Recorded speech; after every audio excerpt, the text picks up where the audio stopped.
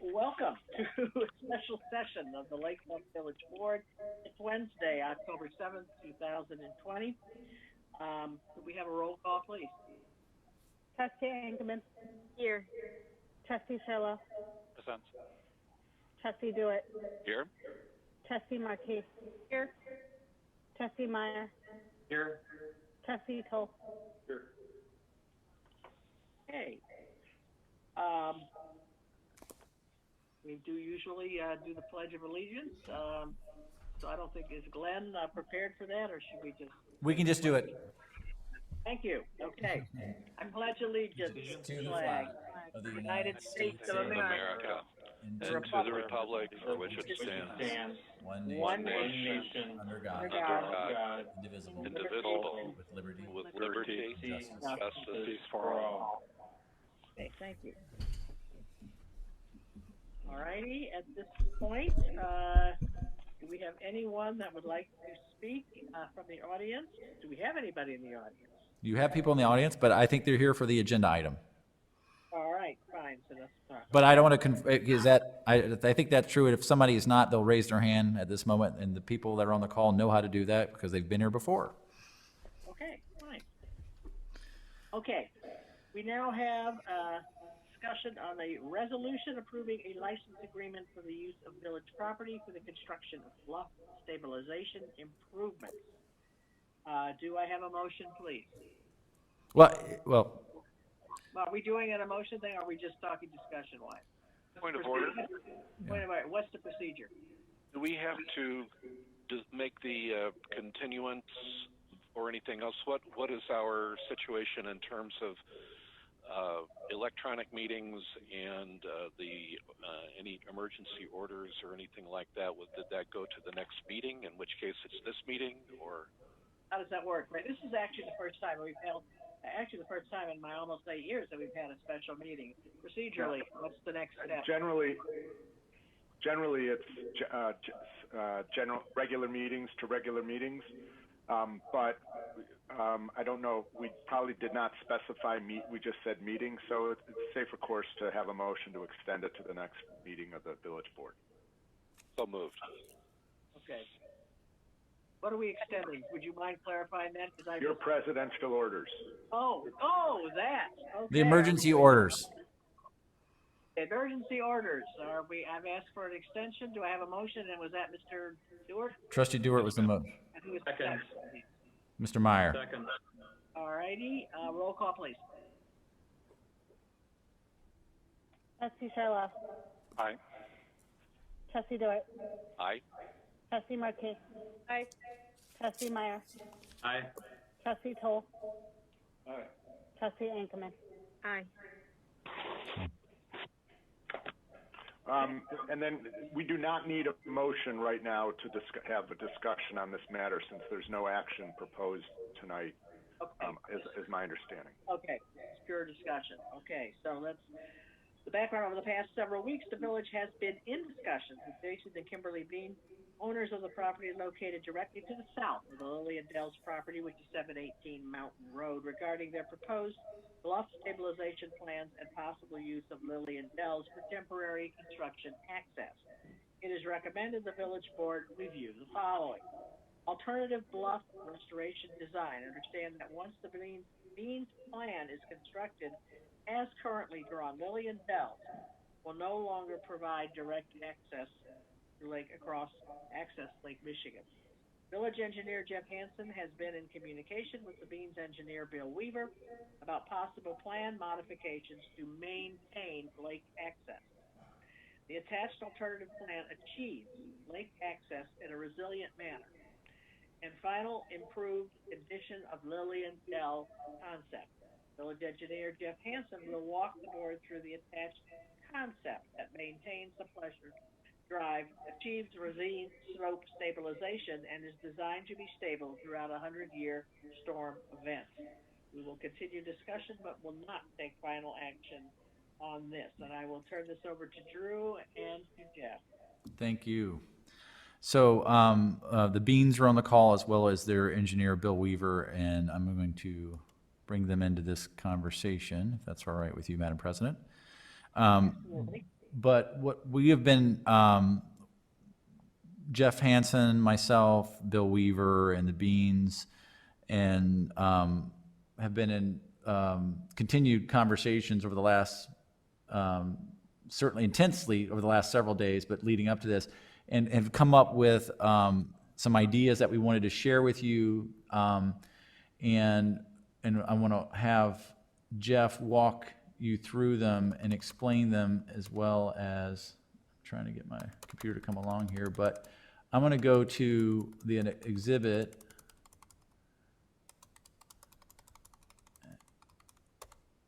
and share my screen. Bear with me.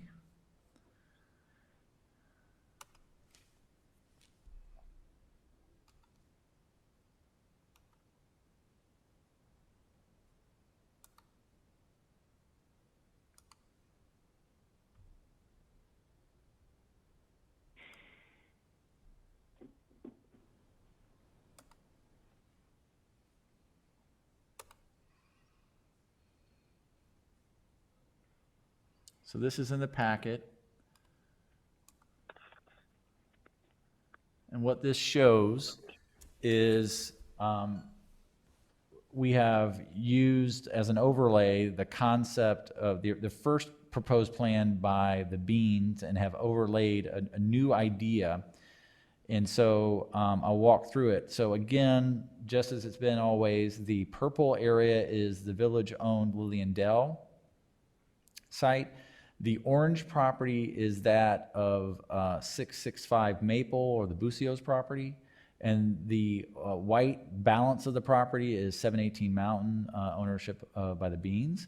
The green area is, we're calling that new land that's being created because the elevation, the backfill is going to take place and bring that land up and exposed and out of the water, and create this new slope that will replace the failed slope and be on a 2-to-1 basis.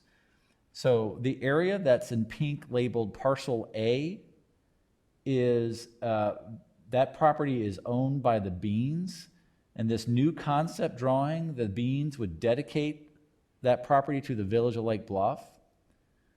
And the area labeled parcel B is a crosshatched area that the village has been in discussions with the owners of 665 Maple as a potential easement area, but that is not critical to this concept. But that is it is the how would I describe it? The rope around the belts and the suspenders.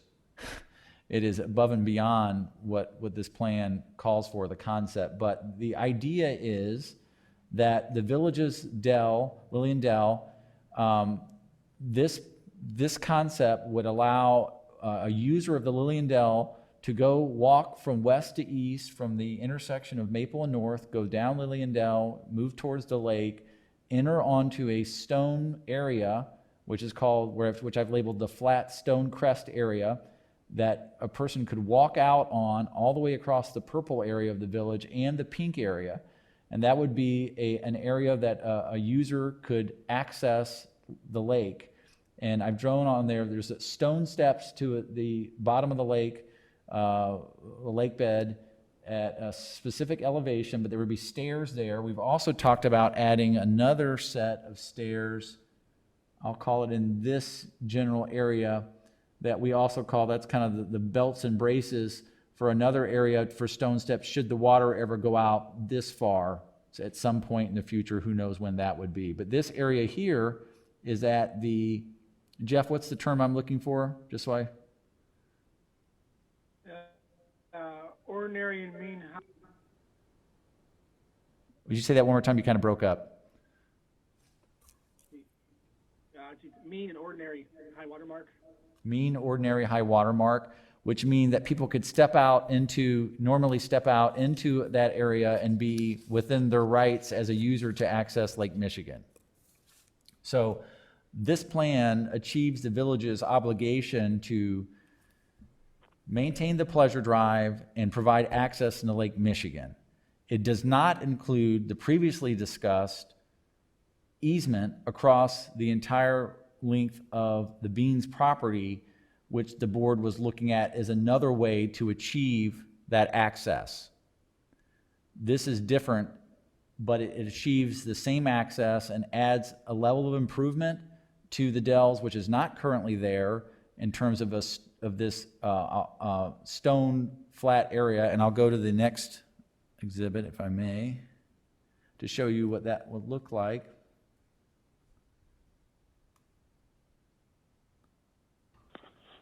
Oops, too far, wrong way.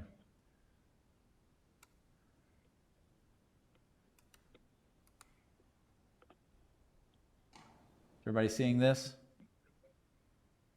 Yes. Yep. So the idea is, if you can envision yourself, imagine you're walking down Lillian Dell from the road, you come out towards the bottom, you're getting close to the water, and the land starts gradually rising. You walk up on these flat stones, and you can walk out, and immediately to your left, there'd be an access into the water. There'd be like a staired area, which you can access into the water, and you can go further out, and there'll be another area to access if you chose to. And that staired area would be in the neighborhood of something like this. Oops, sorry.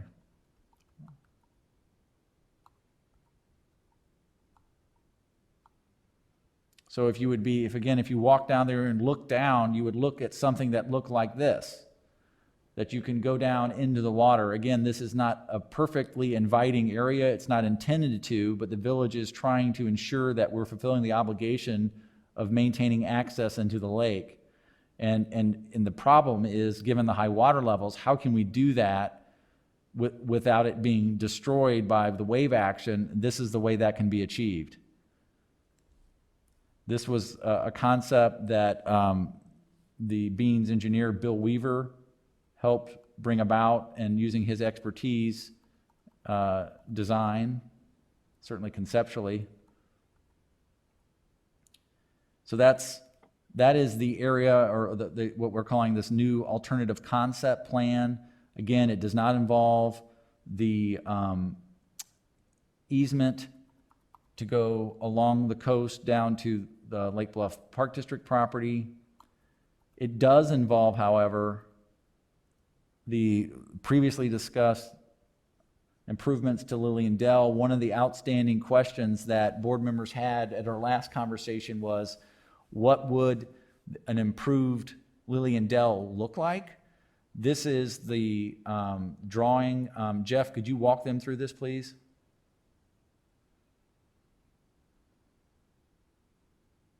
Yeah, so the Beans project would put a road of crushed concrete down the Dell, 18 to 24 inches thick, to drive trucks down.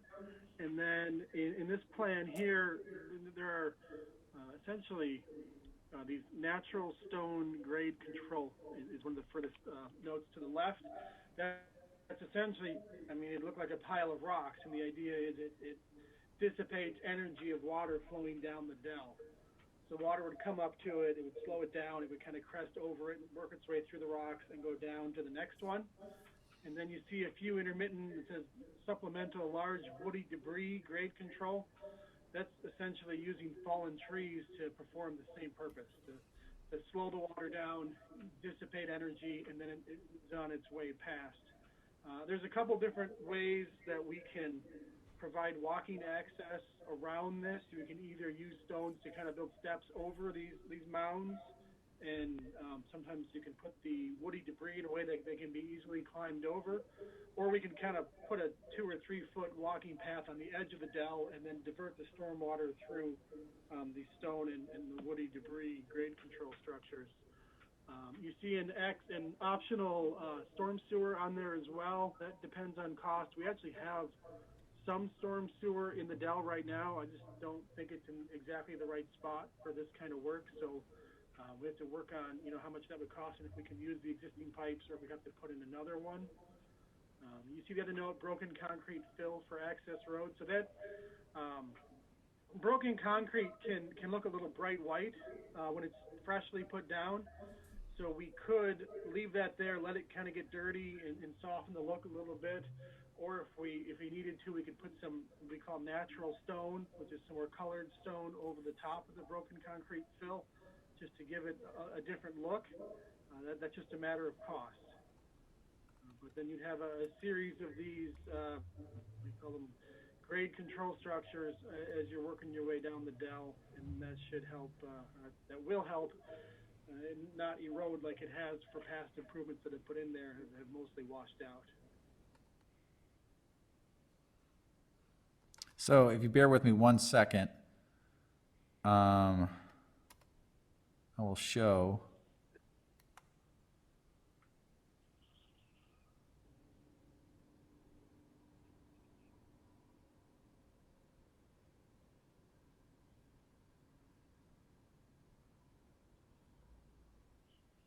I thought I had at my ready quickly what those stones look like. Do you have one, Jeff?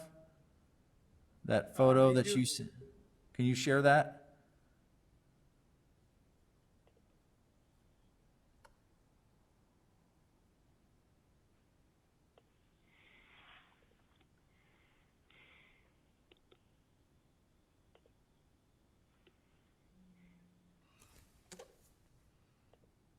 So while he's bringing that up, I'm sorry? Here it is. Yeah, it's coming. Okay.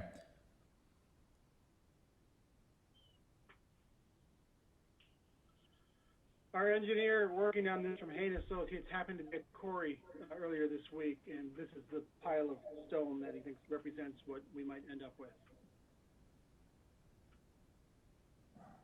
Is that Thanks. visible, Drew? Yep. Yes. Thank you.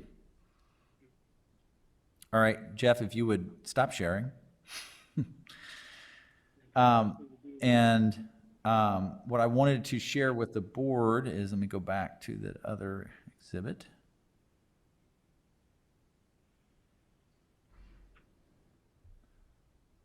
Yeah, we'll add that Dave Kraft with Hain Associates, our engineer, has been working with John Keno Company to develop this concept so that we are speccing materials that are readily available and not overly expensive.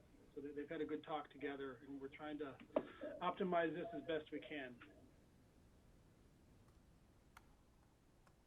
So what I wanted to point out was,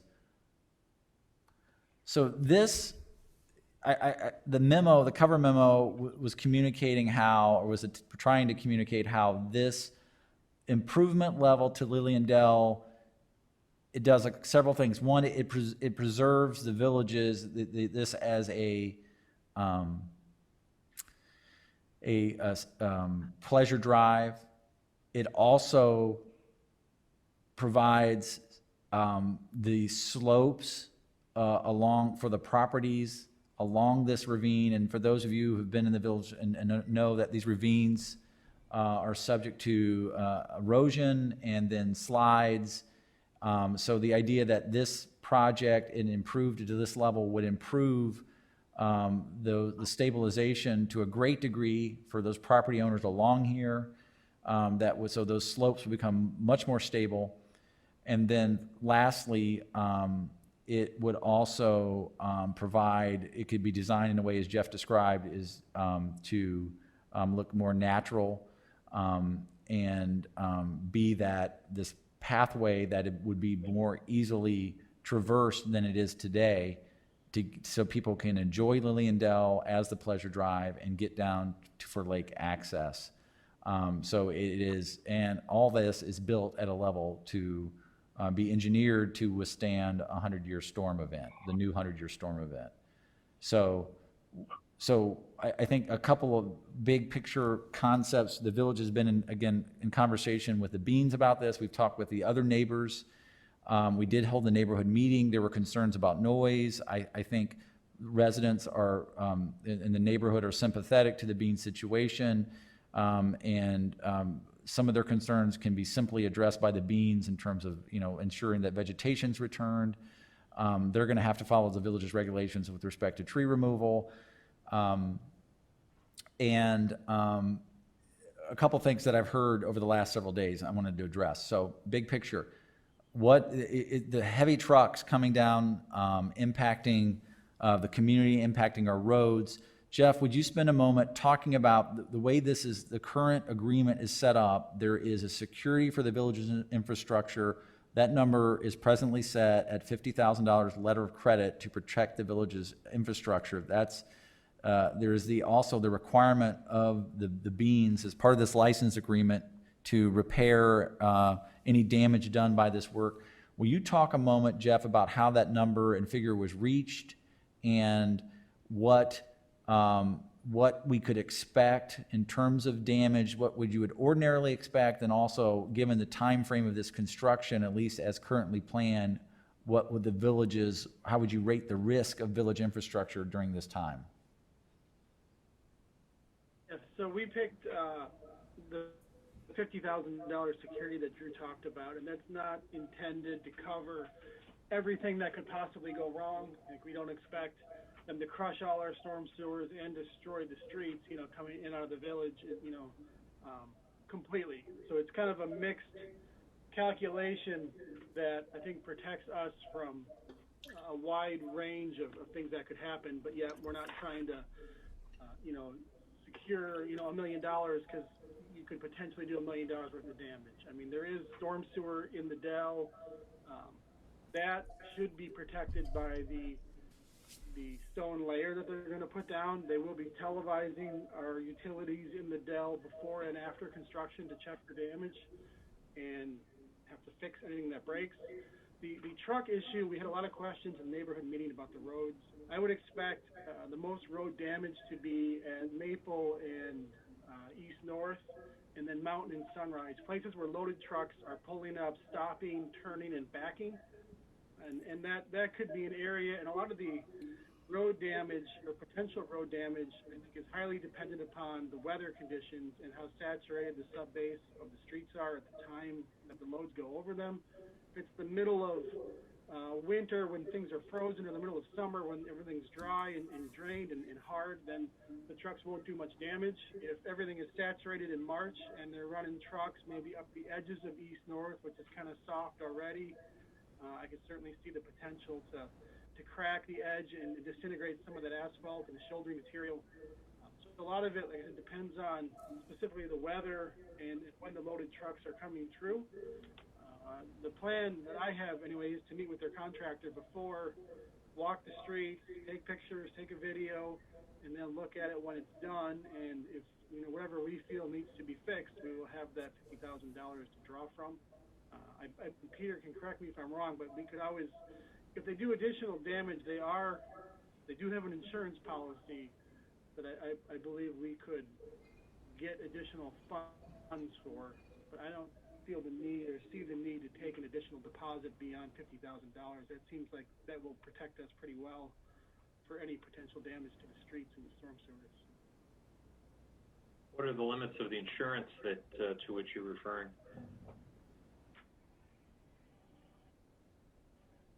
Normally, I believe we have $1 million. I don't have that standard in front of us, but all contractors working in the village get a contractor's license with insurance, and I don't have that in front of me, but it is a significant number.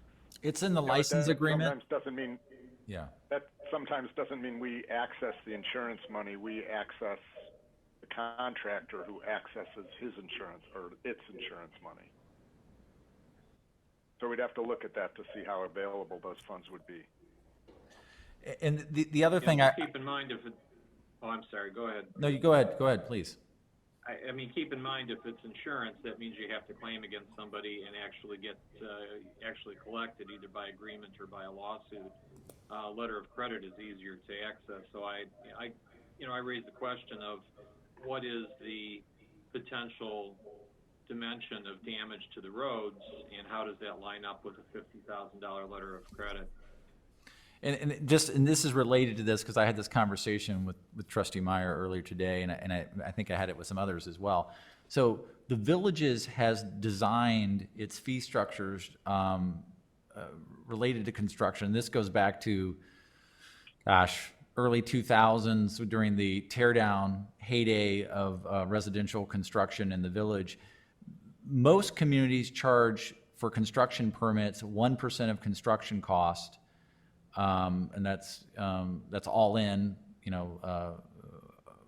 materials and labor, and that's how their fee structures are set up. Lake Bluff, years ago, seeing the roads being impacted by construction and tear down, said, we can do better. We need to find a mechanism to capture this impact because it's tearing up our infrastructure. And so they raised their building construction fees to 3% of construction. And that 2% has always been thought to go towards the impact fees, if you will, for road construction. And, the village regularly funds, to a great degree, the general fund supports the road resurfacing program of the village. And so those monies have been earmarked, if you will, for those types of activities. This project, depending on its cost, let's say it's $1.5 million improvement, that's a $45,000 building permit fee that they're paying that can go towards those ends as part of the revenue streams available should there be damage. That again was the policy of the village, to set up its fee schedule to capture monies for that purpose. And some of you may or may not recall that. I just wanted to make sure you understood that as part of this conversation, that is part of it. So I wanted you to have that information. Yeah, I'll add that $50,000 is what we normally spend on an annual basis on surface patching in the village. That, based on this year's prices, would be 16,000 square feet of street patching, which, 8 feet wide, that's like 2,000 lineal feet if you had to do the whole line of the truck. So I feel good about that as far as street potential damage, that will cover as well. The only part, if they drive over our big pipe by accident and crush it, we wouldn't be covered for all of that. There's the what ifs of a lot of things can be damaged, but as far as the streets go, the 50 grand, I don't see them doing more damage than that. And just to maybe comfort the trustees if their hands started wringing and their knuckles are turning white thinking about that, Jeff, that the functionality of that pipe, if it was crushed at the end, would it still work? Oh, yeah, it would. That is so far below village streets, water would flow down the dell instead of in the pipe and out into the lake. It would just might be erosive to the dell. And I should also note the pipe is not actually in Lillian Dell. It's in an easement just north of the dell, so they would have to be extremely off course to even get on top of that. Yeah, about 10 feet out of line, right? Yeah. Drew, Yeah. Are we entertaining questions at this point? Sure, yeah. Okay. I have a couple, three. First of all, we talked about the 100-year storm, and does that represent outflow from Lillian Dells into the lake, and also the impact of lake action on the resulting structure down there at the opening of Lillian Dells into the lake? Are both those eventualities covered in the design? Mark, are you asking if we're talking about a 100-year storm during, this extremely high lake level? Well, no, I guess, yeah, kind of, sort of. I mean, I guess I'm asking, we as a village have been impacted by the quote-unquote 100-year storm based on the outflow of stormwater through the ravines and outflow into the lake, which is the ultimate repository. So that's water going in one direction. The other thing that we've had happen as part of our 100-year storm event in the last year is the destructive power of the lake and what it's meant to structures that have been built along the shore. So my question is, we've got two, it appears to me that we've got two situations here. One is the water coming down, and one is is Lake Michigan storms colliding with whatever structure we built down on the shore. So what do we, when we say we're covering the 100-year storm, are we covering both of those situations? When we're doing the stormwater coming down, there is a way to account for the fact that the bottom of the pipe is now partially submerged, so you lose a little capacity at the bottom. Uh-huh. One of the issues is, and Bill Weaver would speak to this better than I can, is the lake is so high right now, you get the 100-year storm in the lake every time, a wave breaks, because the lake is basically a 100-year wave storm, and I think we're getting 500-year waves coming at us pretty frequently. Yeah. I don't think we're accounting for the combination of those two events, simultaneously. Yeah.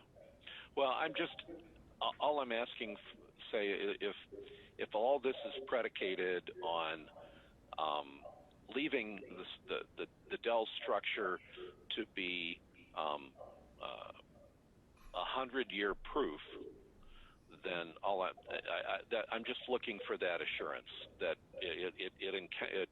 the design covers both downflow down the ravine by a number of means which you've already described, as well as what happens when the storm collides with the shore. And so I just want to make sure. One of the things that I had mentioned at the last meeting was making sure we understood the expectations, that all the parties understand the village's expectations of how the Dells is to be left, and the condition and what it looks like and those kinds of things. And I think we've made huge progress in doing that. I'm just trying to understand, how this impacts the label of 100-year storm. Yeah, and I think there is some vulnerability down at the lake, just because, like I said before, it's more than a 100-year storm all the time down there. Right. So, okay. Bill Weaver, Bill, can you answer that question? Bill? Let me make sure you can speak. And if he can, I can tell you what he told me. Yeah. So I've had a few people say that because of the lake levels, 200-year storms are pretty expected during the winter now. And I think that's what Jeff was implying. Obviously the engineering and the design of the shore is supposed to be to handle that. That's why he's putting his name on it. So I'm going to assume that the work we're doing on the shore is to handle the waves. I believe he said the 100-year, and correct me if I'm wrong, Jeff, but I think when you were talking about the 100-year, that was the engineering that Hay was doing with our engineer to try to put the rocks and just slow the water flow in the ravine, so that were there a 100-year rain, it would prevent the erosion and slow it down and not have it wash out, or maybe the 100-year would be what washed it out, but to totally to slow down the erosion of the ravine. I believe that's what you were referencing. Yeah, the water coming down the Dell, and there are no stone sizes on this plan because we're still doing the final engineering for that. That needs to be done when they restore the road coming out, several months from now, and that will be done well ahead of that time. But this is about what will be there. But yeah, the stuff at the lake, we're not proposing to put the 3.5-foot cubic rocks down by the pipe that the beans are going to use to block the lake over there. So there is some vulnerability at the very end of the Dell. Okay. But what that is. But that's existing vulnerability, right? That's not new vulnerability after this project. No, we will have more larger rocks down there than there are now. Okay. It'll be more secure than it. Okay. Second question I had relate. You talk about woody debris, and that kind of sparked my question here. Is there what kind of ongoing maintenance do we contemplate the village having to maintain this? Will this largely be maintenance free by Mr. Weaver by his design? So clearly, that is actually with Haynes Associates. Okay. That's a question we've asked before because we have a similar thing going on at the Forest Cove storm outfall. Uh-huh. And talking to Dave Kraft, our engineer, he said those will sit there for 20 to 30 years. You kind of think in your head they're just going to rot and go away. But Not as so. we've seen in a lot of areas, dead trees will stand for 10, 15 years before they fall as well. So they get anchored in with, I believe, metal posts fairly deeply. Yeah. And they can be maintenance free for 20, 30 Great. years. Great. A lot of way. And in that time, they'll hold sediment back. It will pile up and kind of make its own dirt mound behind it. And we won't. Great. And the last question, Jeff, you had mentioned something about road damage at Mountain and Sunrise. Where would why would we have damage there? I'm not aware that we were doing any. I think the Beans had talked about the possibility of using an additional access down off of their property from at the south end there, but I wasn't sure if they were going to use that or not. The phase one, as I've talked with John Keno Company, is to use the dell to build the crest of stone in the lake. The phase two has basically been filling in behind that crest of the stone up to the top of the bluff in the Beans yard. Okay. A lot of that work will be done at the top. Okay. All right. Thank you. Thank you. I'll defer next to the next trustee in line. Comments, please. I just have a quick question. Drew, maybe you can answer this, or Jeff. So I'm just, I'm looking at the drawing that talks about parcel A and where the stone steps are, and it's just hard for me to visualize exactly where that's coming out, where if the road, if Lillian Dell, if the actual Pleasure Drive is shortening, and where the stormwater sewer pipe is located, based on where the stairs are.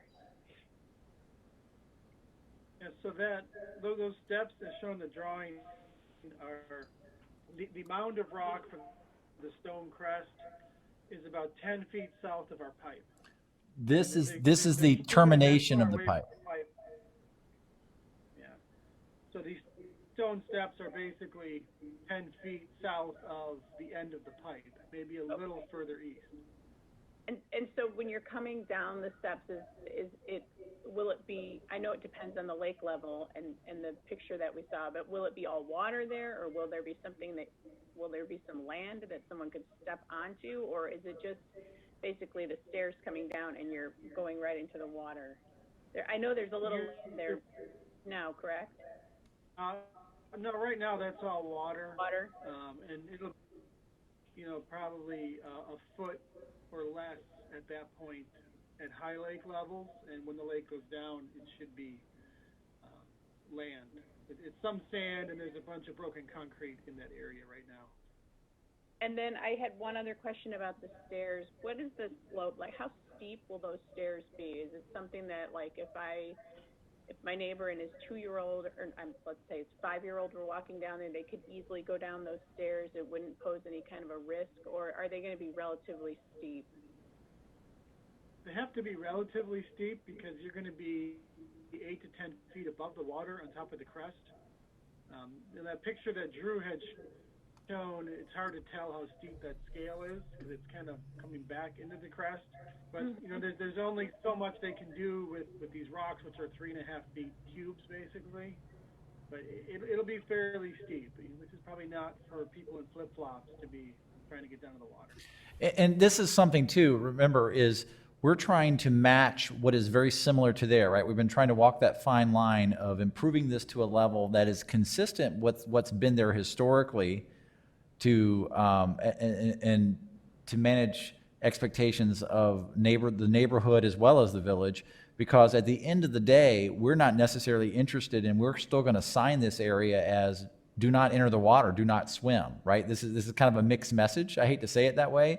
We have an obligation under the conveyance of the property to the village to maintain the Pleasure Drive and access to the water. At the same time, This area historically, there has been concrete, debris with rebar in it. It's not a safe place to enter into the water. This is like, it's possible. It's not perfect by design. And it's one of those where the village is trying to, again, maintain it as close as it is today, make it better, slightly better, at the same time knowing that this is it's somewhat imperfect in that it is a access drive that is limited in that there's no sandy beach there anymore. This is not like when it was originally dedicated to the village, there was a lot of open sand for persons to travel from here up and down the lake shore, right? That is not the case. So maybe it will be 100 years from now, but that's not the current status. And the village, having its obligation pursuant to the gift of the land, has to fulfill that, and this is the best way we've come up with to do that. Drew, is it possible to put any kind of a railing or something there as a support? Jeff, we talked about that today with Bill Weaver, Jeff and I, and we were doing so thinking that the owners of 665 Maple would want to have something there to guide people, to keep them on public property and off their private property per se. The problem, there's a couple problems, one of which is we thought we tried to solve that by design by having this, I'll show it again.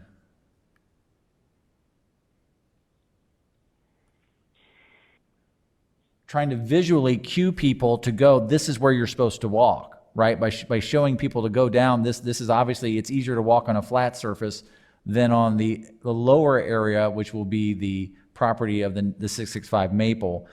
But we talked about it, when you think about how the wave action is today, and then the winter, those glaciers that form at the edge of the waterway, their ability to move the stones themselves. You think about how powerful that is. What would it do to a fence? Or, it would just mangle it. It wouldn't last.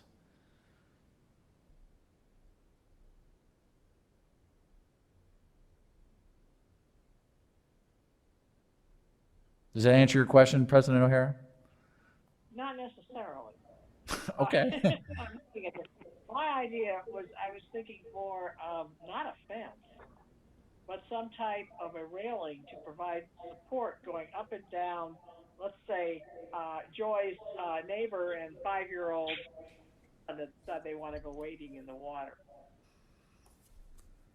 Is there any way to put in, at least on one side, some type of a railing that might help? I think you could put in a railing, but it would be a maintenance issue because it would, at least under high water, would routinely be damaged and need to be redone. Bill Weaver, can you perhaps weigh in on the practicalness of doing something like that?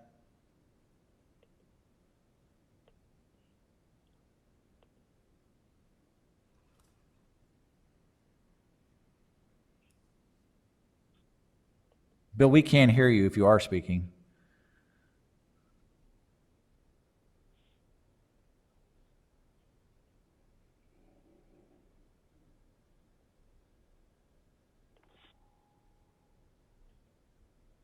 Okay. Well, okay. I'm sort of getting the picture here. okay. It's rendered Bill speechless. Okay. Anyone else want to chime in here? I'd like to just ask, looking at this view of what the flat stone crest might look like, I'm envisioning a storm sewer outfall of magnitude during a big downpour 10 feet away from this, and it seems like that, 10 feet from those stairs, if that's indeed how close the stairs are, might create a real challenging situation. How it might tempt people to kind of go there and just see what happens and just play around in that water. And I didn't know if that was a realistic scenario. I mean, I've had teenage boys before, so I'm just kind of thinking about what this might entice people to do. And I I could see that happening. You know, when the pipe is flowing full, you know, it's going to shoot out there Yeah. pretty well into the water. Tried to locate the steps so if people are going in the water, they're going the shallowest water possible. Mhm. You know, as you move further to the east beyond the pipe, that water becomes 4 or 5 feet deep, and we'd rather try to put people off in shallow water than deeper. So that was kind of the logic behind showing it where we are. Mhm.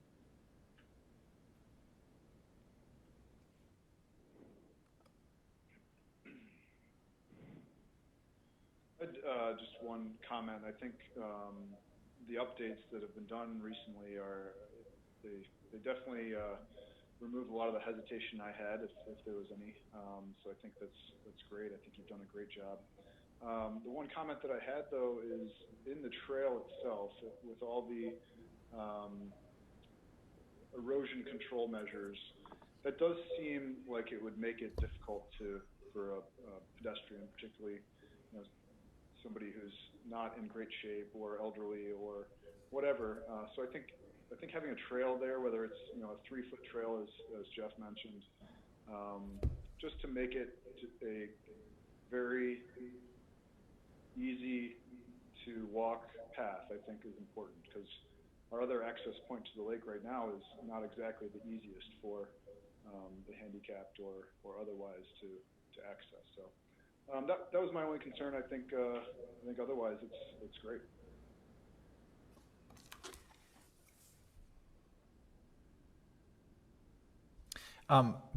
Just a practical thing. I'm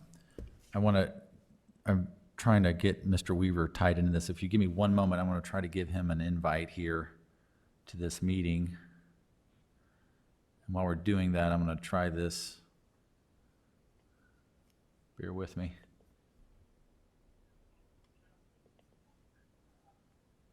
I have a question. Can there be a sign near the sewer outlet explaining what it is so those teenage boys understand that strong flowing water is not something they should be in? We have signed that area multiple times, and it is regularly removed by someone or some persons. Down Yeah. by the actual Yeah, the actual outlet. several signs as well, and they're removed. Usually doesn't make it a weekend. No, sometimes they write us nice notes back. But not a no swimming, just something describing the bacteria, you know, that it's a high level of bacteria of the water that's just coming straight off of all the streets and down to there. Not no swimming, because I think that's tempting to take. Can I? We'll take that sign too, and that'll go up in someone's basement. Jeff Hansen, would you? I'm sorry, I'm trying to. As a host, I'm having a hard time doing this, but could you send an invite to Bill Weaver? He's being shown as he's having a hard time participating. I was hoping to send him an invite to make sure he can chime in. And while he's doing that, I'm going to play a different. Go back to this video. Jeff, actually, one question for Jeff, because you mentioned the 10-foot pipe. I thought you were saying the steps were 10 feet further into the lake than the pipe, but it doesn't. But isn't it also further north? So it wouldn't be 10 feet from the steps in direct feet, would it? It's 10 feet further back and then further north. You know, the concept that we have there would have it basically 10 feet directly south of the end of the pipe, maybe a little further out in the lake, a little further east than that.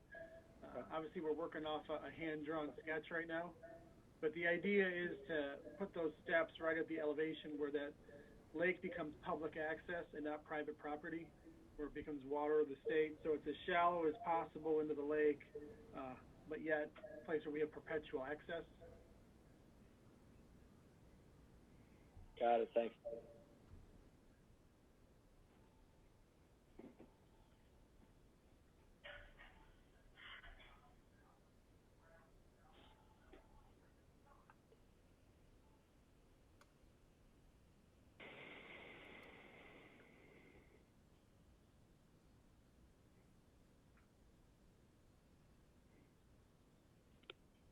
I'm showing this just to maybe that helps people orient themselves a little better. I'll pause it right there. Jeff, if that helps you explain what you're trying to explain, the location. Here's the 48-inch pipe.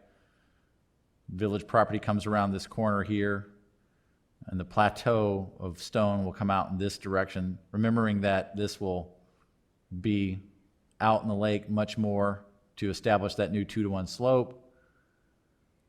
And the plateau... That plateau kind of goes due east for a little bit and then turns. Here. Yeah.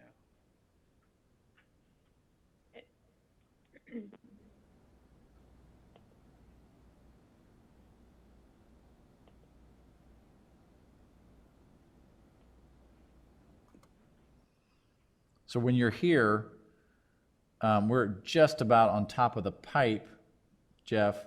Try to back it up a little more. Oh, transition. So right here, Jeff, what is the grade? We're coming in. Is the grade already rising to go to the plateau in this location? The grade that you're looking at where the pipe comes out of the earth, you'd have to rise up, I think, 3 to 5 feet to get up to the plateau. So that'd have to be stone stepped a little bit to go up. But that is about where the transition begins. Come around. Yeah. Yeah, but it's a little further from the pipe than where your cursor is. It's more where that tree is in that little bit of litter I see way in the left side of the screen. Right about where that metal pole to the left is, maybe?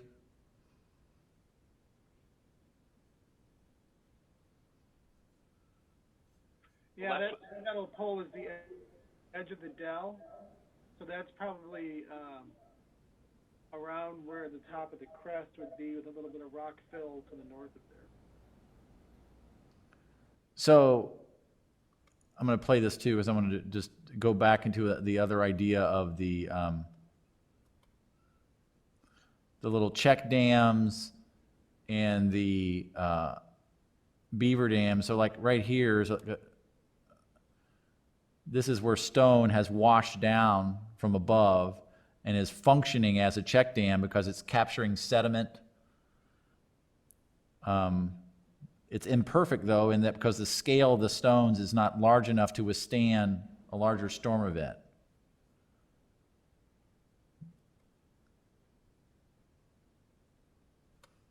There's a wooden version of it, right, Jeff, to the right, sort of, so to speak?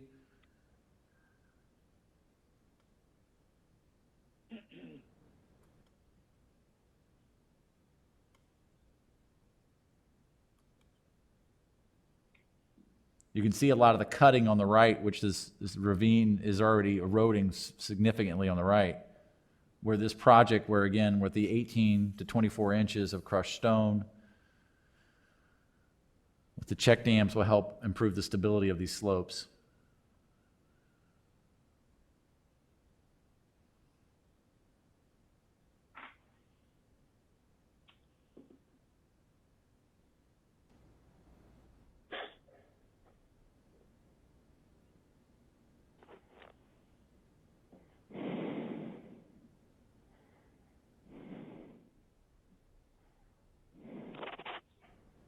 Drew, Bill is back in the meeting. I think he has his hand raised. I don't know if there's... Oh, great. Yeah, let me get there.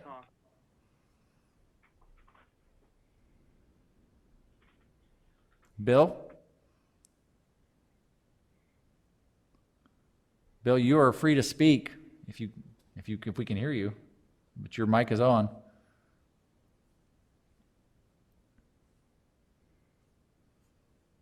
He may be having some laptop issues. I was just talking to him on the phone while you were going up the Dell. Okay. Can we connect him by audio? Just via his phone? Can he phone in?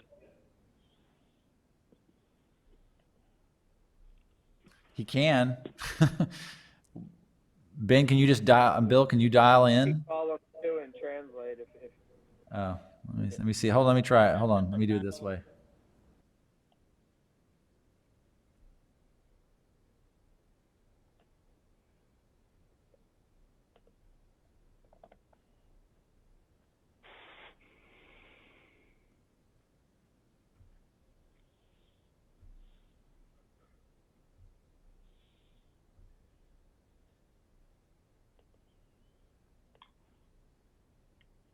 Bill?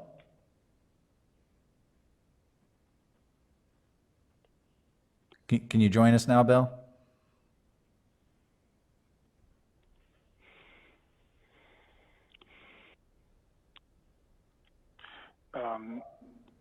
Drew, I will have a question when you're done with that phase. I'm looking at the page 4 or 5 on the attachment. Go ahead and ask your question, please. Thank you. I am looking at page 4 or 5 where you have the purple and orange and red, a green drawing. What will happen to the beach for 665 Maple, because that beach was somewhat sand before, water on top of it, but now it will be below stones. What will happen to that property?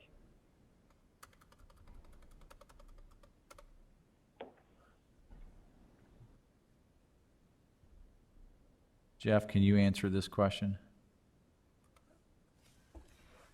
Yeah, I'm sorry, I missed the end of it. I was trying to send a note to Bill here.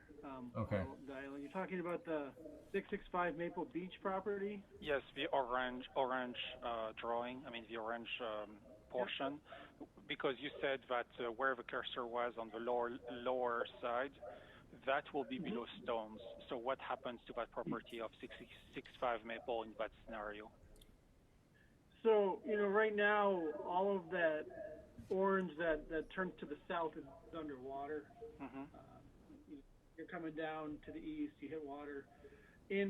When they're done, part of that green area immediately east of the orange will be new land that will be part of 665's property now, because it's been risen from the lake bed.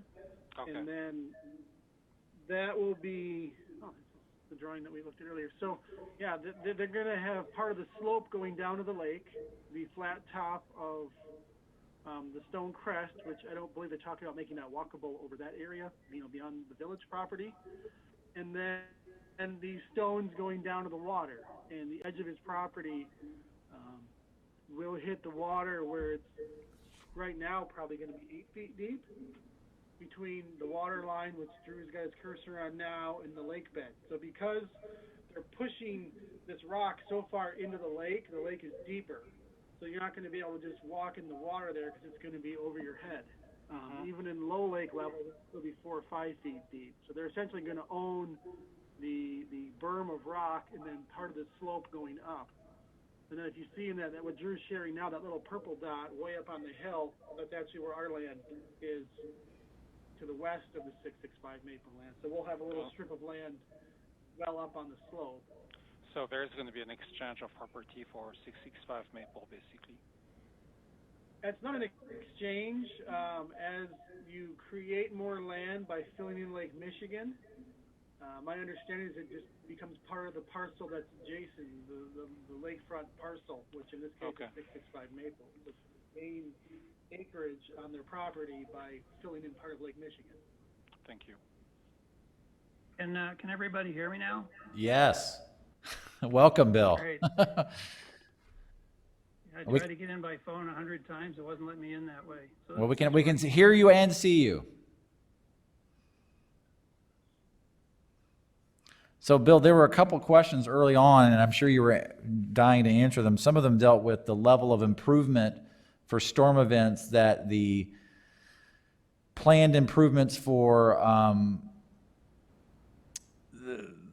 that you've drawn and designed for the beans. To what storm event were those designed for? And then also, and then also how that relates to this new stone structure area we're talking about. Where are those designed to? This no flat, the flat area with the steps are designed to what level storm event? Yeah, so we designed for a 200-year wind wave lake level, and then there's factors of safety built into that. So as for a reference, back in January 11th, I think it was, we had a 240-year event. And that's normally what we design for with some factor of safety. And these stone structures are designed to move and shift a little bit without failing. Essentially, the stones act like an interlock blanket of stone. The top of the structures are designed to keep the overtopping to a manageable level. So it's going to absorb pretty heavy storm hit. The question of the combined probability of a flood coming through the pipe and wave action, typically those two things don't happen at the same time. They might even happen in the same day, but the peak of the wave event, usually it's limited to 4 or 5 hour window. So the odds on that happening are really pretty slim. And the waves they come in pulses. So it's not like it's a constant. So you will have an elevated lake level. The wind tends to elevate the lake 2 or 3 feet during a wind event. But that pipe has so much head on it because of the slope. That's not going to stop the water from coming out of the pipe. And the velocities coming out of the pipe will be somewhat muted because of the higher lake level. So there's really no downside from a wave attack perspective.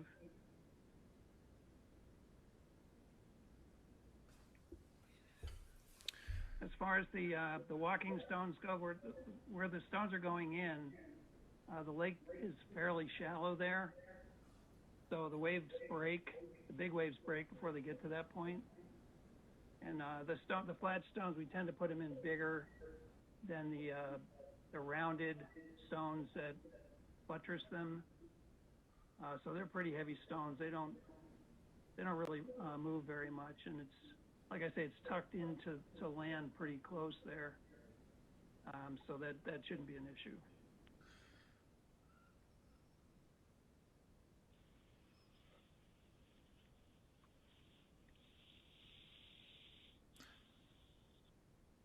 So, in summary, this is different from the original plan in that, again, this plan using this sort of stone crest provides the village the ability to fulfill its obligations to maintain the pleasure drive and access to the lake in combination with the stairs.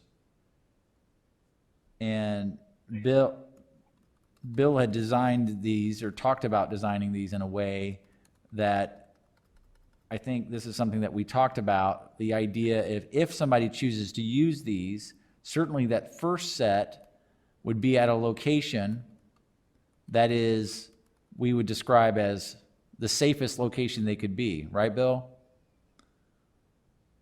Yeah, that's right. Normally that would be, the bottom of the step would be above the water level. So you'd be stepping down onto sand. So the federal government regulates up to the mean and ordinary high water mark. The normal water is about 2.5, 3 feet below that vertically. So that first set of stairs, normally you're going to be stepping out onto sand. So the idea is we're not putting people, if they choose to use this, we're not putting them into 6 feet of water facing wave action coming at them head on like if it was over here.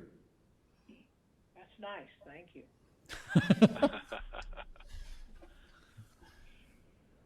Again, we're not encouraging people to get in the water here, but should they, at least we fulfilled the village's obligation and also provided a place to do it. The belts and braces that we don't have today would be something over in this area, another place should the waters ever recede that far down.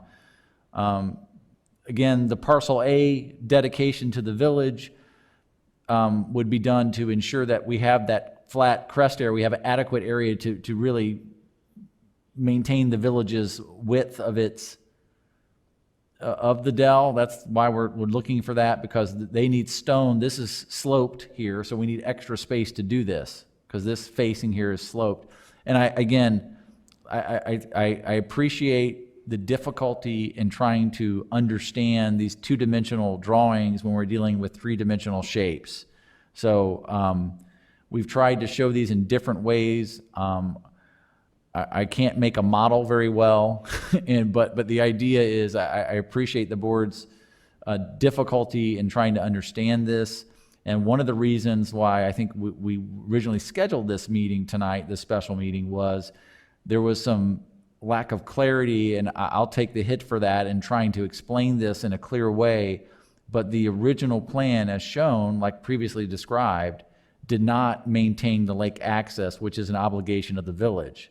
This new alternative plan does. And that was important, and that was the reason why the board was pursuing that easement, was to maintain that. How can the village achieve that goal? And this is an alternative which forces the Beans to modify their design in order to meet that obligation and to grant property to the village.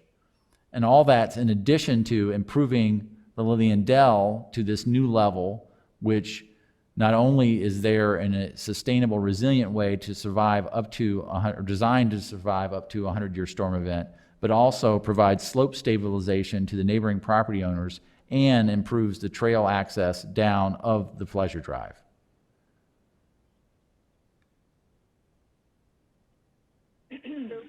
Drew, I just had one quick question, Drew. Unless, Kathy, were you?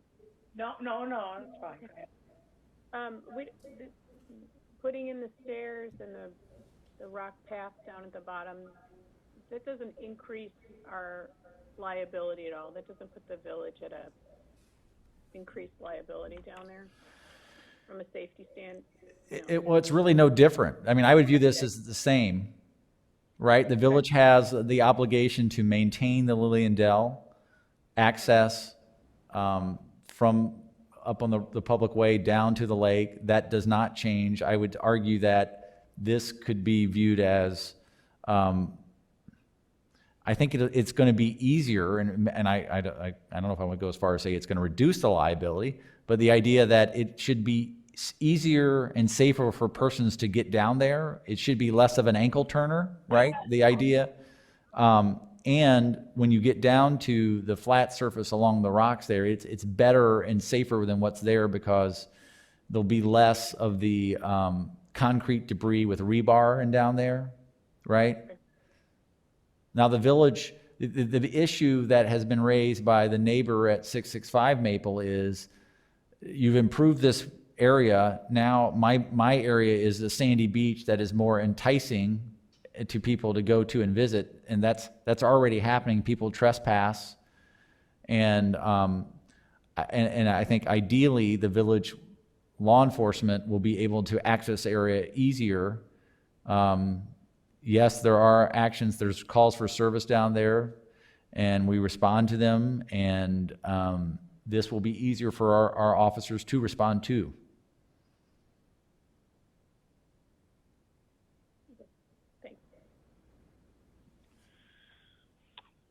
One follow-up question: if we were to do the second stairway farther east, what is the lake level? What's the depth of the water now at that point? Depth right there where you're pointing is probably about 5 feet.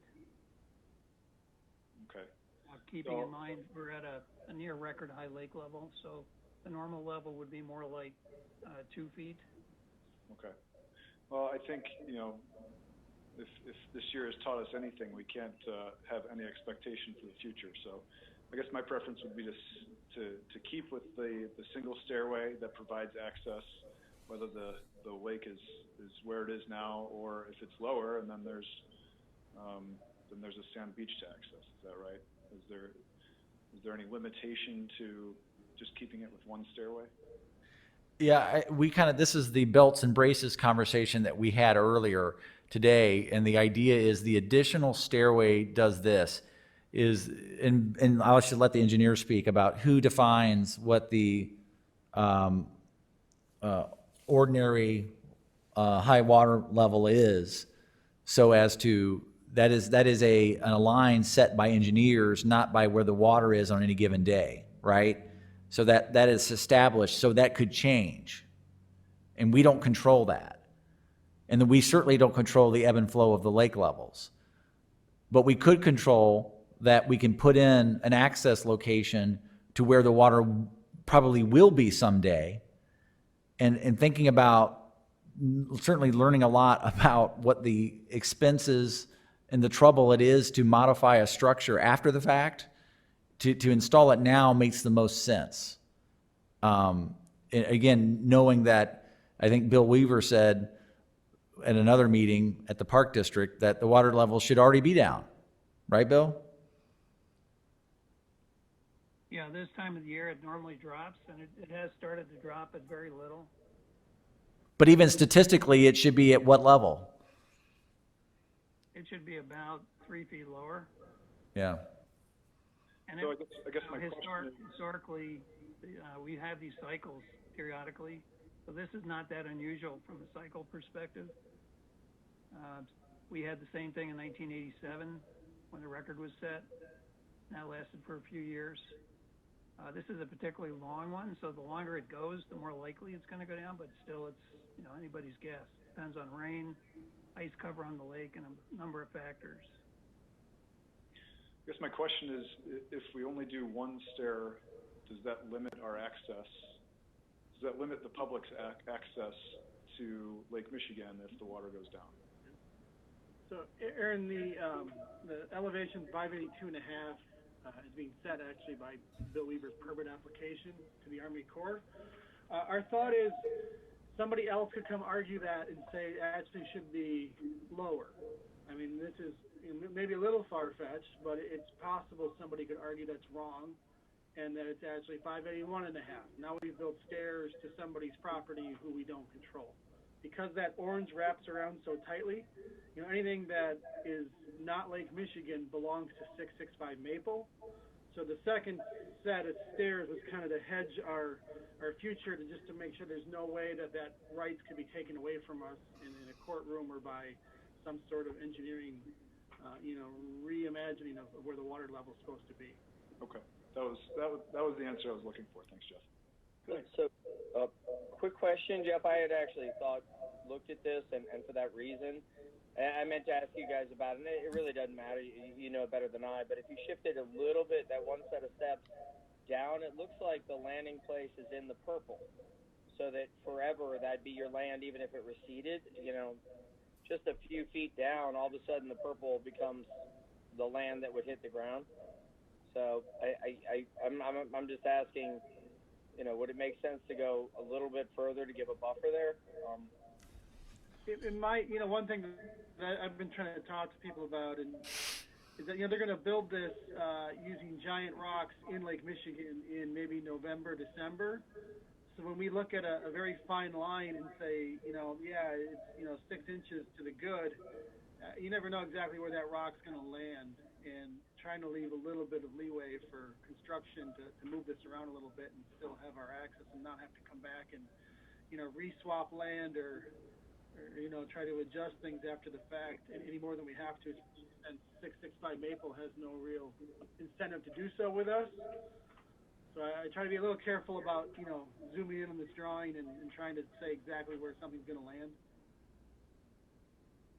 Bill, I can tell you that we've hired contractors that can flip a concrete sidewalk square like a dime and put it right back in the ground. I don't know if the operators you're used to working with can work with such precision to get things down to what degree within a half a foot. I don't know what the typical plus or minus good enough, how that works down there in the water's edge. Yeah, so they're pretty clever about that, and they also pick the stones kind of like a puzzle in the quarry. They don't count on getting lucky and having the right stones there, so they might even bring down red quartzite for the steps. It's more readily available. It's more uniform in shape. So yeah, they're pretty clever with how to put these in. Not everybody can do it, but Keno has done it quite a bit. So they'll get it in there pretty good, and they'll pick stones that are heavier but not taller, so that you don't have 2-3 foot steps type of thing. So they can do a pretty good job with that. Anyone else have any questions? I don't have any questions at this point, but I do think that it's a clever solution,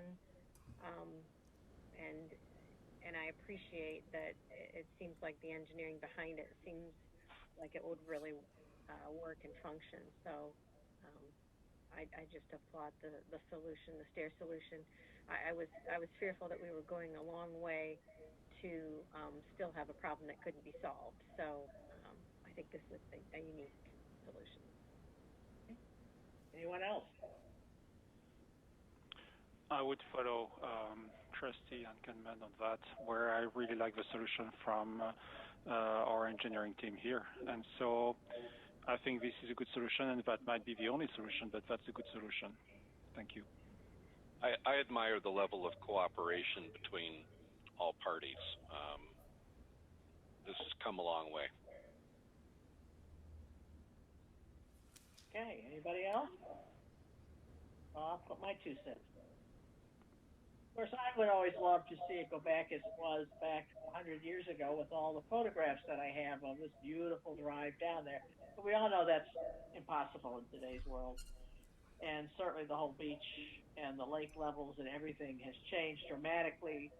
That prevents that. What this plan does, which I do like, it maintains the walkway down Lillian Dells, and it provides access to the water. Those are 2 important things. Those are 2 actual legal things that this village is bound to. So with that, I think it's a plan that meets the threshold of what we as a village and trustees are trying to do. So thank you. So now the real work can begin in negotiating. Now we got through the business terms. We can go down, work through the nitty gritty. So we can go down that path. I don't know if the Beans or others wish to offer any comment. I don't want to. No, I actually agree because you guys, you and our engineer came back with the solution. I wasn't aware of the water access. It makes complete and utter sense, and I think it was incredibly creative. And I can actually picture, tying the path into that revetment and in a ways that it can hopefully protect 665's property and actually make it much better for everyone, for the people down there and for the the other neighbors, which will be ideal. So thank you. And Jason and Kim, if you just want to modify your design so that you have that flat stone crest going around the whole frontage of your property, I mean, feel free to do so, right? I haven't seen the bill yet. Okay. Any other comments from the trustees? Anything? All right. Do I have a motion to adjourn? Well, before you do that, there is somebody else. I don't know if there's any other desire for. There is somebody else. If you may want to ask if anybody else wants to comment. Okay. Is there somebody? I didn't realize there was someone else there. Yeah. Anybody else like to comment?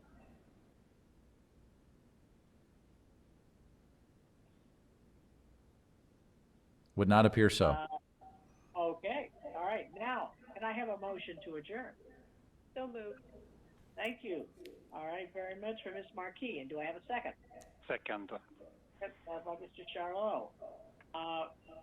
Roll call, please. Trustee Dort. Aye. Trustee Marquis. Aye. Trustee Meyer. Aye. Trustee Toll. Aye. Trustee Ankerman. Aye. Trustee Charlot. Aye.